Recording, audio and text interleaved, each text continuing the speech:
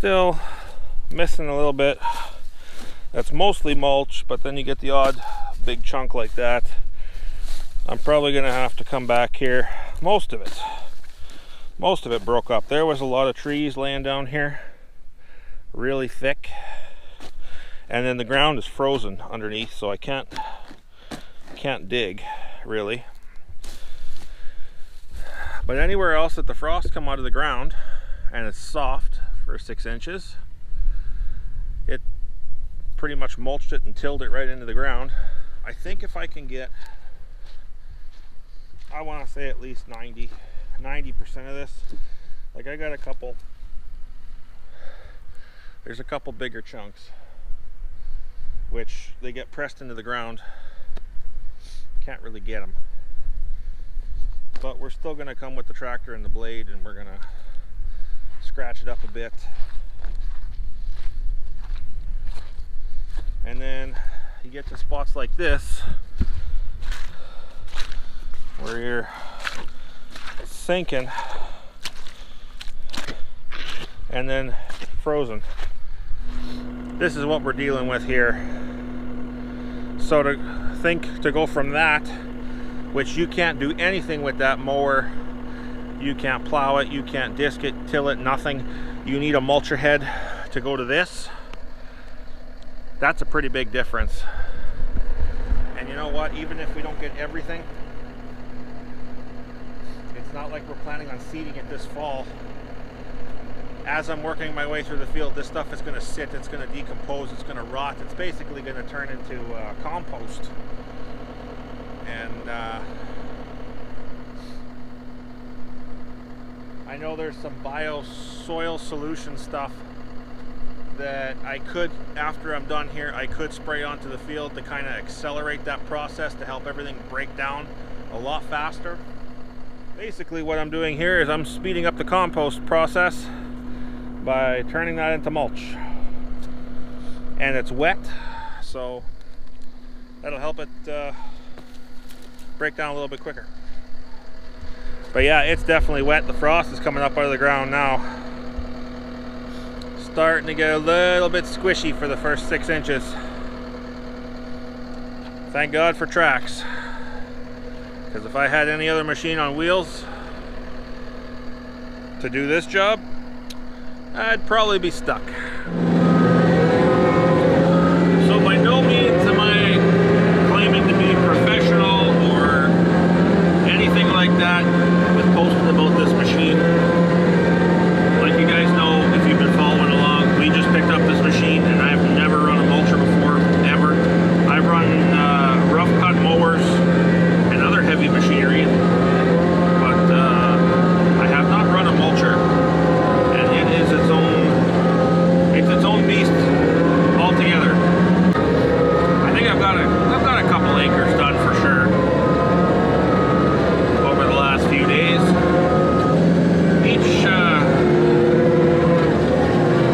Each day is a little bit different. There's frost coming out of the ground, so there's really hard spots, and then there's really soft spots where I'm sinking, and you'll see in some of the video where I am sinking quite a bit. Or even if you can hear the machine in the background, you can hear when it really like bogs down. That's where I'm going through a real soft spot.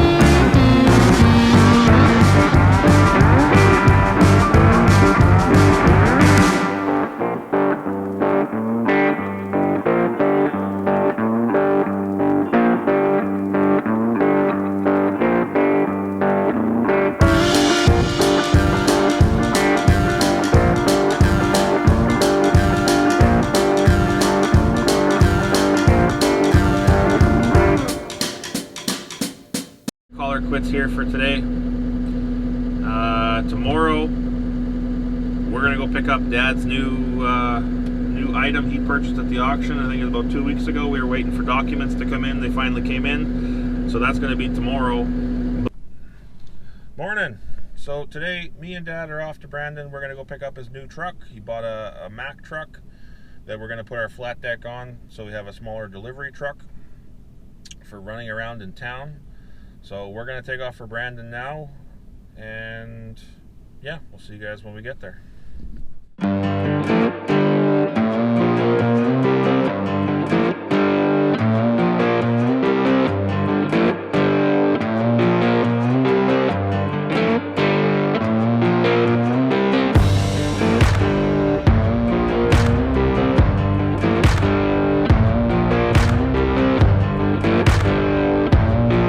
We just got to Ritchie Brothers.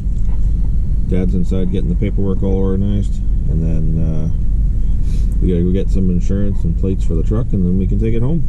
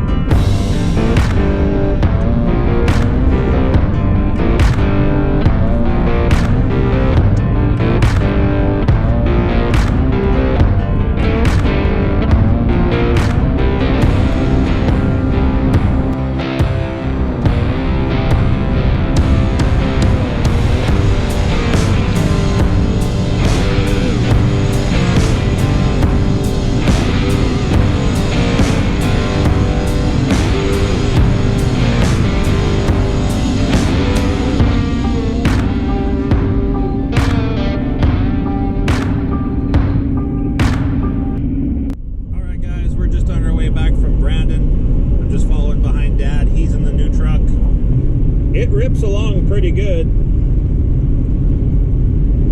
He was passing quite a few people. But that's good to know. It's got lots of power. It'll be like the other new one. It's got quite a bit of power. I think this one's supposed to be 4 1/4, but it rips along pretty good. Not a problem doing 110 down the highway.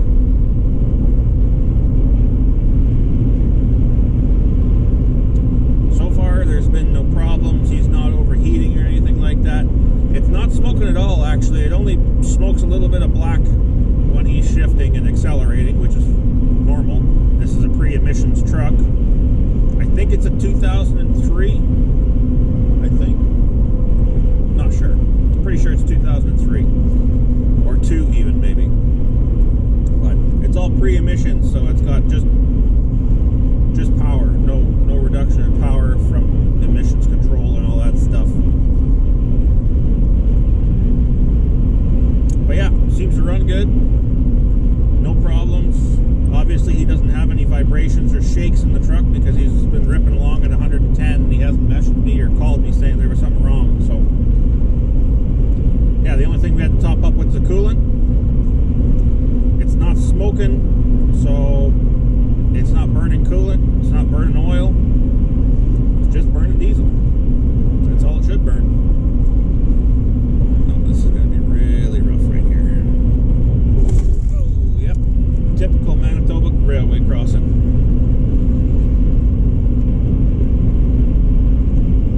Forces you to wear your seatbelt, otherwise your head hits the roof.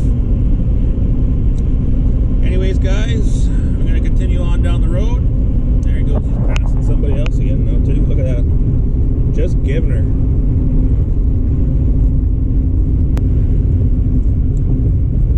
Full send. Anyways, guys, we'll see you back at the yard. I'll get you a closer look at the truck when we get there.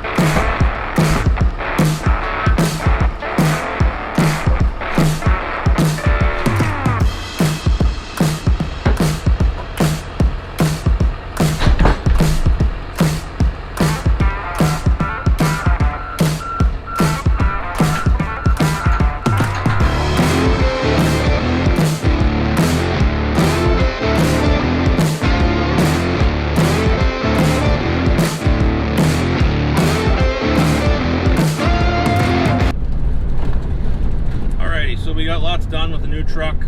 We got the fifth wheel plate is off. I got some grating off that was kind of spanning the frame so you could walk across. I got that all taken off. We got the fifth wheel plate taken off. And yeah, so Dad's just going with the air nibbler now. And basically what it is an air hammer attachment. And it's got a bunch of little steel rods inside. And it rattles on the metal frame and busts all the chunks of rust off that have built up underneath that fifth wheel plate frame mount. And that'll allow us to clean it up nice and paint it. So that's about as far as I think he's going to go today. I'm going to end up going hiking actually with Melissa, so we're going to go for a little afternoon trip. I'm just going to grab Eli because we're going to take the dogs, go for a nice walk. Because it's actually really nice outside today. I think it's like 22 degrees out. It's very warm. It's too warm for pants today. I should have wore shorts. But yeah, that's where I'm going to leave it for today. And then